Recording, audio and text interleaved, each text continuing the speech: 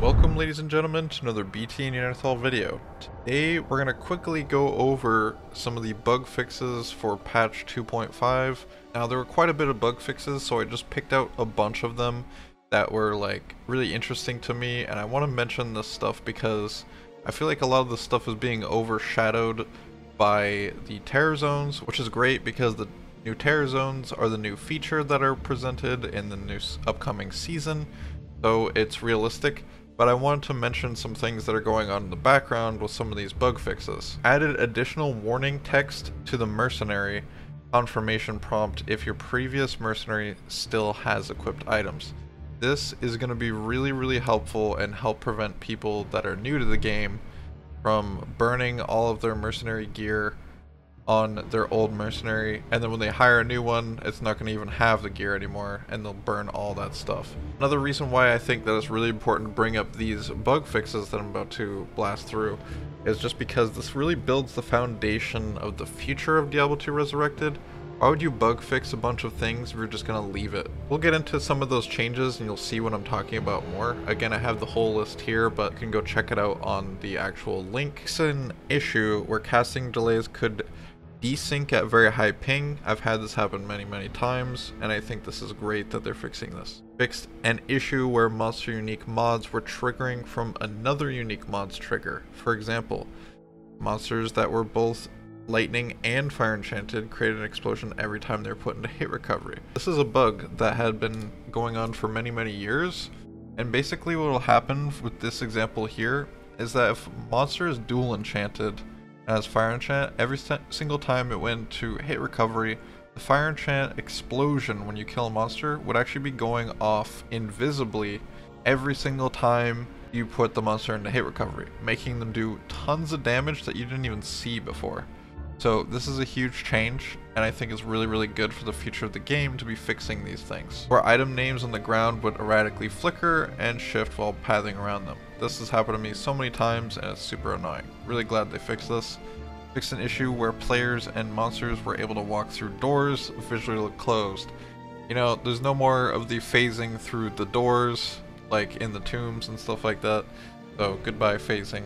Fixed an issue where iron golems could lose the aura granted by the item they were created with when the golem was frozen.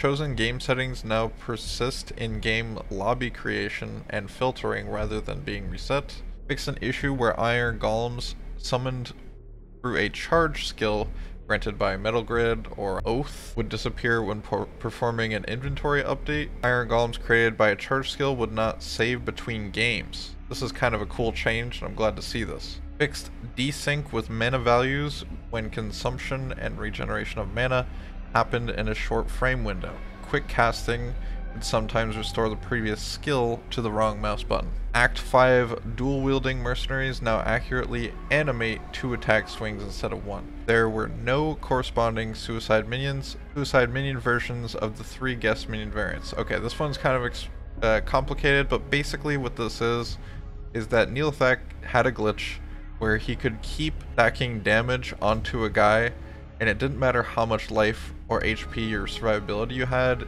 he could stack so many times that he would do infinite damage. This monster would do infinite damage, it would stack an explosion, and as soon as the explosion went off, it would do infinite damage. This happened to Dark Humility in Season 1 on his hardcore character that was virtually unkillable, and it got one shot. So I'm glad to see this bug fixed. Again, I'm really happy to see all these bugs being fixed. For the future of the game, it's going to be really good, and it's going to be a lot easier and more fun to build off of. Fix an issue where pets summoned by chance to cast skills on items would disappear after performing an inventory update. So I believe that means things like peace. If you have like the summoned Valkyrie on peace, it'll stay around now instead of just being like inventory update and it despawns immediately after it spawns in. Another one that's really good is they fix an issue where dragging an item onto a mercenary's portrait was not swapping their currently equipped item.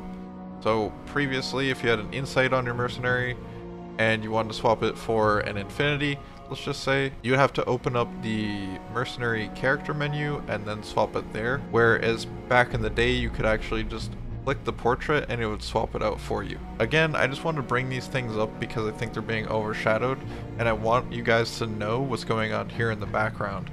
They are fixing the base game, and this makes it a lot easier in the future to add additional content and to add additional functionality to the game, because the foundation of Diablo 2 is basically as good as a newspaper, and right now they are actually rebuilding it from what it looks like here, and I'm really excited to see these bug fixes. What's your favorite bug fix that they've fixed so far, and what are some of the things that are still in the game that maybe they didn't mention here, or something like that that you would like to see fixed? Much love to all of you guys. You are all beasts.